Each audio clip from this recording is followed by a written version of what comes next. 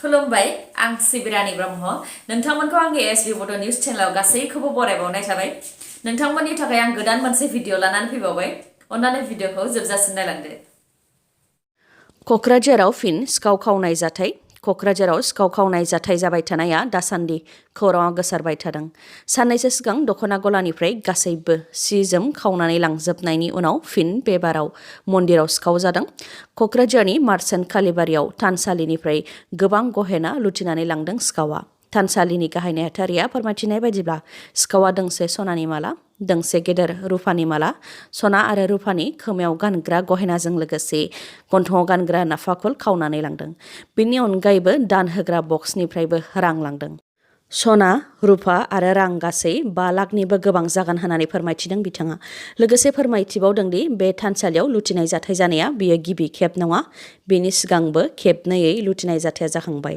आरो दान होग्रा बक्सनिफ्रायबो रां खावनाया फ्राय दान मोननै आरो दान मोनथामनि उनावनो जाबाय थायो बे लुथिनाय जाथायनि सायाव पुलिस थानायाव एफआइआर होनाय जादोंब्लाबो पुलिसा बेनि हेंथा जेबो राहा लायाखै होननानै फोरमायथिदों बेनिखायनो क'क्राझाराव थानाय अरायजोर थानसालिफोराव नोजोर लाखिनो थाखाय सिकिउरिटि होनो थाखायबो सोरखारनिसिम खावलायहरदों बुल्लिबाय एपखौ दिहुनग्रा गुबै दायनिगिरिया आसामनि जरहाटनिफ्राय हमजाबाय मख'नो गोनांदि बुल्लिबाय एपआव मुस्लिम आइजोफोरखौ टार्गेट खालामनानै मुस्लिम आइजोफोरनि एकाउन्टनिफ्राय सावगारि लानानै बुल्लिबाय एपआव आपल'ड खालामनानै होनाय जायोमोन आरो अनलाइननि गेजेरजों निलामिबो होयोमोन दिल्लीनि सासे आइजो मुस्लिम खौरांगिरिनि सावगारिखौ बुल्लिबाय एपआव हगारनायखौ खौरांगिरि आइजोआ नुनायनि उनावनो बेनि हेंथा एफआइआर होदोंमोन बे एफआइआरनि सायाव बिथा खालामनानैनो साथामखौ मुम्बाइ पुलिसा एरेस्ट खालामदोंमोन बेनि उनाव दा दिल्ली पुलिसनि स्पेसियेल सेलनि डिसिपि केपिएस मल्हत्रा बिथांनि दैदेननायाव बुल्लिबाय एपखौ दिहुनग्रा आरो सामलायग्रा गुबै दायनिगिरिखौ आसामनि जरहाटनिफ्राय हमबाय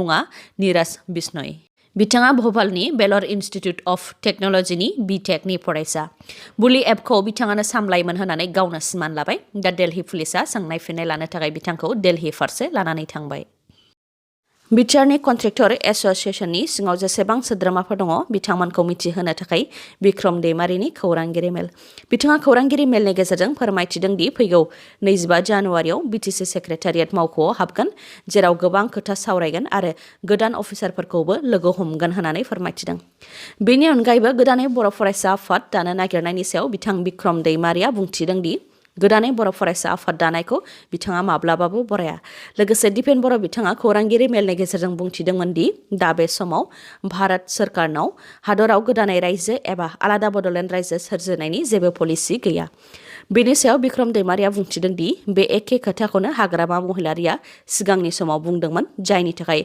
गोबां बर' रायजो राजाफ्रा हाग्रामा महिलारिखौ हारिनि सुथुर होननानै बुंथिदोंमोन दा दिपेन बर'आ माबोरै बड'लेण्ड रायजो दानायनि थाखाय भारत सरकारनाव जेबो पलिसि गैया होननानै बुंनो हाखो होननानै सोंथि खालामनायजों लोगोसे हाग्रामा महिलारि आरो दिपेन बर' बिथांमोननि बुंनायनि गेजेराव मा फारागथि थाखो होननानैबो सोंथि खालामबावो बिथाङा बिनि अनगायैबो बिटिआर गोरोबथानि सागानगिरि आरो बिकेडब्लिउएसनि गाहाय मिहिनेश्वर बसुमतारी बिथाङाबो बिटिआर गोरोबथानि दफाफोरखौ मावफुंनो थाखाय आरो बर' हारिनि थाखाय गासैबो बर'नि दैदेनगिरिफोरखौनो खौसे जानो थाखाय खौरांगिरि मेलनि गेजेरजों साननैसो सिगां खावलायदोंमोन बेनि सायाव बिथां बिक्रम दैमारिया बुंथिदों दि बिटिआर गोरोबथानि उनावबो गासैबो बर' हारिखौ खौसे जानो खावलायनायनि आन्दोआव गोबां खोथा दङ जायखौ मिहिनेश्वर बसुमतारी बिथाङा बुंफुंनो हायाखै बिथाङा मिथिगौ सायाव गिदिर गिदिर खोथा नाथाय सिङाव जेबो खामानि मावनो हायाखै आरो गोजौ गोजौ खोथा बुंनानै खामानि मावनायनि बेलायाव बेसेबां सिङाव थानांदों इएमफोरा खामानि मावनायनि खाबु मोनाखै रां गैया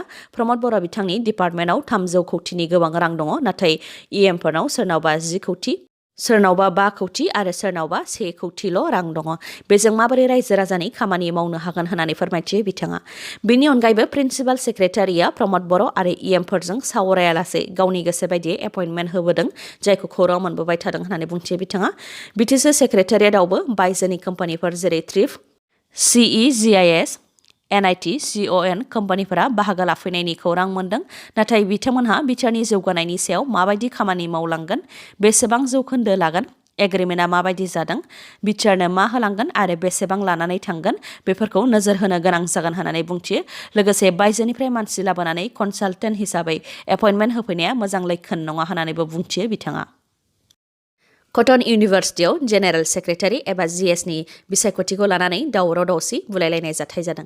बे जाथायाव सा 20निबो गोबां फरायसाफ्रा जोखोम जादों। जिएसनि बिसायख'थिनि फिथाइ फोसावखांनायनि उनावनो बे बुलायलायनाय जाथाया जादों।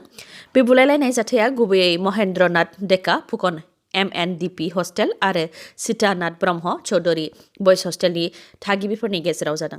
कटन इउनिभार्सिटियाव गोदानै देरहासारनो हानाय जिएस अभिषेक महन्त बिथाङा फोरमायथिनाय बायदिब्ला बिसायख'थियाव देरहाखांनायनि उनाव महेन्द्रनाथ डेका फुकन MNDP हस्टेलाव फरायसाफोरा रंजागासिनो दंमोन। बेयावनो जेन्नायखौ सहायनो हायैयाव सीतानाथ ब्रह्म चौधुरी SNBC हस्टेलनिफ्राय फैनानै MNDP हस्टेलनि थागिबिफोरनि सायाव गाग्लोबफैदों, जायजों सा 20निबो गोबां फरायसाफ्रा जोखोम जादों होननानै फोरमायथिदों।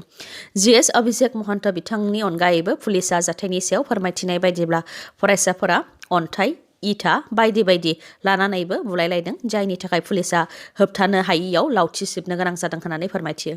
उनाव जोखोम जानाय फरायसाफोरखौ फाहामथायनि थाखाय GMCH देहा फाहामसालियावबो थिसननाय जादों होननानै फोरमायथियो। बे गासै जाथायनि सायाव नायबिजिरनो थाखाय आसामनि गिबि मन्त्रि डक्टर हेमन्त बिश्व शर्मानिसिमबो खावलायहरो कटन इउनिभार्सिटिनि जिएसआ आरो बे जाथायाव आसाम छात्र परिषदनि आखाइ दं होननानैबो फोरमायथियो बिथाङा। गिदिर हानि केलेंकारियाव डक्टर हेमन्त बिश्व शर्मा बिथांनि नखरा थोंजोङै सोमोन्दो दङ। बे अजदखौ होयो आसाम प्रदेश कंग्रेस कमिटिनि दैदेनगिरि गर्जन मुसाहारिया। बिथाङा बुंथिदों दि डक्टर हेमन्त बिश्व शर्माया सोरखारनि हायाव थानाय सुबुंफोरखौ होखारनायाव मुखुब।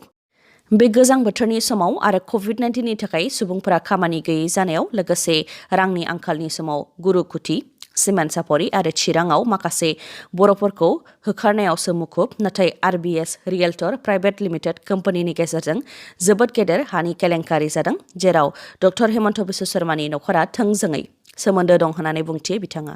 लोगोसे बुंथिबावदों दि गोरिब दुखिया रायजो राजाफोरनि थाखाय आयेन दंब्ला डक्टर हेमन्त बिश्व शर्मानि नखरनि हानि केलेंकारिनि हेंथायै मानो आयेन गैया होननानै सोंथि खालामो बिथाङा। हा गैजायै दुखिया सुबुंफोरखौ होखारनाया सासे मोजां गिबि मन्थ्रिनि सिनायथि नङा होननानैबो फोरमायथियो। RBS रियेल्टर प्राइभेट लिमिटेड कम्पानिनि हेंथा राहा लायाब्ला आसामनि अनगायैबो भारतआवनो सोमावसारगोन होननानै बुंथियो बिथाङा। लोगोसे बुंथिबावो दि डक्टर हेमन्त बिश्व शर्माया मेट्रिकआव फार्स्ट डिभिजन लाबोनो हानाय हिन्जावसा फरायसाफोरनो स्कुटि होनायजों लोगोसे हौवासाफोरनो बुलेट होनायनि रादाय होदोंमोन। नाथाय COVID-19नि मुं होनानै आनजाद खुङालासे थादों। उनाव पास जानाय फरायसाफोरनि सिगाङाव बुंथिबाय आनजाद खुङालासे पास खालामनानै होनाय बेनि सार्टिफिकेटआ भेलिड नङा, जायनि थाखाय स्कुटि आरो बुलेटखौबो फरायसाफोरनो राननानै होआसै होननानै बुंथियो गर्जन मुसाहारिया। जाहोन गैयालासे मासिगिरि बिबाननिफ्राय बोख्लायनो नाजानायनि अजद होदों बडगाव समबाय समितिनि मासिगिरि जांख्रिखां बसुमतारिया। बिथाङा फोरमायथिदों दि दा UPPL सरकार जानायनि थाखाय आरो गाव BPFनि सोद्रोमा जानायनि थाखाय मासिगिरि बिबाननिफ्राय बिथांखौ बोख्लायनो नाजाबाय थादों। थांनाय दान मोनथाम सिगां आयेन बेरेखायै 450 बस्थानि माइरंखौ गलानिफ्राय बोखांनो मोननाय जादोंमोन आरो बे आयेन बेरेखा खामानियाव जांख्रिखां बसुमतारिनिबो आखाइ दं होननानै बुंथिनाय जादोंमोन आरो बिथांनि हेंथा कमप्लेन होनायजों लोगोसे चेयारमेननि बिबाननिफ्राय बोख्लायनांगौ होननानैबो बुंथिदोंमोन। बेबायदि अजद होनायनि उनाव बिबानाव थानाय एआरआ नायबिजिरनो थाखाय बिथोन होदोंमोन, नाथाय बिनि फिथायखौ दिनैसिम मोननो हायाखै आरो बे आयेन बेरेखा खामानियाव आखाइ दं होननानै दासिमबो रोखा जायाखै होननानै फोरमायथियो बिथाङा। नाथाय बर्ड अफ डाइरेक्टरनि सोद्रोमाफोरा बिबानाव थानाय एआरनि सायाव नारसिनदों आरो एआरआबो आयेननि बाहेरायाव थांनानै नटिफिकेसन होआलासे आरो सुपारभाइजिं अफिसार गैयालासे गोदान चेयारमेन दानो थाखाय मिटिं खुंनो गनायथि होदों। बेखौ लानानै जांख्रिखां बसुमतारिया सोंथि खालामदों दि मासिगिरि बिबाननिफ्राय बिथांखौ बोखारग्रोआलासे आरो बेनि सायाव जेबो नटिफिकेसन हरालासे माबोरै गोदान मासिगिरि दानो थाखाय मिटिं खुंनो हाखो होननानै। बिनि सायाव बिजिरनाय नांगौ होननानै दाबि खालामो बिथाङा आरो बेनि थाखाय हाइ कर्टआवबो केस फाइल खालामनाय जाबाय होननानै फोरमायथियो बिथाङा। लोगोसे बिथाङा बुंथिबावदों दि बेफोर गासैयावबो गेदेर राजखान्थिनि सोलो दं। बिथाङा थांनाय 2018 मायथाइयाव मासिगिरिनि बिबानखौ मोनदोंमोन आरो फैगौ 2023 मायथाइयाव बे बिबाना जोबहैगौमोन। जाय समाव गोबां सुबुंफोरानो COVID-19 भेक्सिन लानो थाखाय गियो, बे समाव सासे 84 बोसोर बैसोनि सुबुङा 11 खेब COVID-19 भेक्सिन लादों। माखासे जायगाफोराव माखासे सुबुंफोरा COVID-19नि भेक्सिन लानो गिनानै दासिमबो COVID-19नि मोनसेबो द'जनि भेक्सिन लायाखै आरो खायफाया जिउ दान होनानैसो खुनुरुखुमै मोनसे द'जनि COVID-19 भेक्सिनखौ लादों। बे समावनो बिहारनि 84 बोसोर बैसोनि सासे सुबुङा 11 खेब COVID-19 भेक्सिन लादों। बिहारनि माधेपुरा जिल्लानि अरे गामिनि 84 बोसोर बैसोनि ब्रह्मदेब मण्डल बिथाङा 11 खेब कभिड-19 नि भेक्सिन लाखांनायनि उनाव 12 खेब लाबावनो थाखाय गंसे पाब्लिक हेल्थ सेन्टाराव थांदोंमोन। बेयावनो बिथाङा हमजादों। बैसो जानाय सुबुङा फोरमायथिनाय बायदिब्ला कभिड-19 नि भेक्सिन लानायनि उनाव बिथाङा देहाखौ गोख्रों मोनो, जायनि थाखाय बिथाङा खनले भेक्सिन लायो। बिथाङा बे 11 खेब कभिड-19 नि भेक्सिनखौ फेब्रुवारि 13 अक्ट'निफ्राय डिसेम्बर दानसिमनि गेजेराव लादों होननानै फोरमायथिदों। नाथाय आरोबाव कभिड-19 नि भेक्सिन लानो थाखाय थांबावनायावनो बिथाङा हमजानो गोनां जादों। रिपर्टनि बायदिब्ला ब्रह्मदेब मण्डल बिथाङा पस्टेल डिपार्टमेन्टनिफ्राय आजिरा मोननाय सासे मावख'गिरि। मणिपुरनि थौबल जिल्लायाव आसाम राइफल्सनि सासे जवाननि जिउ खहा आरो सासे जवाना जोखोम जादों। बे जाथायखौ आईडी ब्लास्ट जानायनि थाखायनो जादों होननानै खौरां मोननाय जादों। 16 आसाम राइफल्सखौ थांखिनानै बे बेफ्रु होनाय जाथायखौ मावनायनि थाखायनो सासे जवाननि जिउ खहा जादों आरो सासेया जोखोम जादों। बे बेफ्रु होनाय जाथायाव जायनि आखाइ दङ बिथांनि हेंथा गोख्रों राहा लानाय जागोन होननानै बिबानाव थानाय अफिसारा बुंथिदों। लोगोसे बे जाथायनि सायाव दा गोख्रोङै नायबिजिरनाया जागासिनो दङ। बारग' एनडिएफबिनि सोद्रोमा आकबर बसुमतारिया रुंसारि जाबाय। चिरां जिल्लानि गुरुबासा हालामनि खासिबारि गामिनि बारग' एनडिएफबि आकबर बसुमतारि बिथाङा रुंसारि जाबाय। बिथाङा गोबाव समनिफ्रायनो लोमजानानै दंमोन।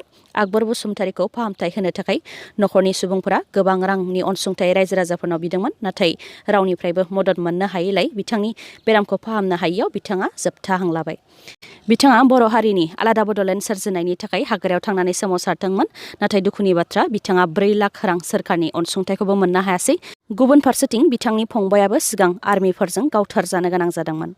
बिथाङा रुंसारि जानाय समाव गावनि बिसि, फिसा सासे, बिफा आरो बाय बाहागिखौ एंखारलांबाय। बिथांनि हरखाबै रुंसारि जानायखौ बिटिसिनि एमसिएलए माधब चन्द्र छेत्री बिथाङा नुजाथिहैनानै खौरां लाहैदों आरो दुखु मोननाय फोरमायथिदों। दिनैनि खौराङा एसेनोसै। खौरांखौ जोबजासिम नायनायनि थाखाय गोजोन्थों। नोंथाङा आंनि चेनेलाव गोदानबा सानफ्रामबो फुंनि समाव खौरां मोननो थाखाय चेनेलखौ साबस्क्राइब खालाम आरो बेल आइकनखौबो क्लिक खालाम। लोगोसे खौरांखौ मोजां मोनदोंबा लाइक, कमेन्ट आरो शेयार खालामनो दाबाव। गोजोन्थों।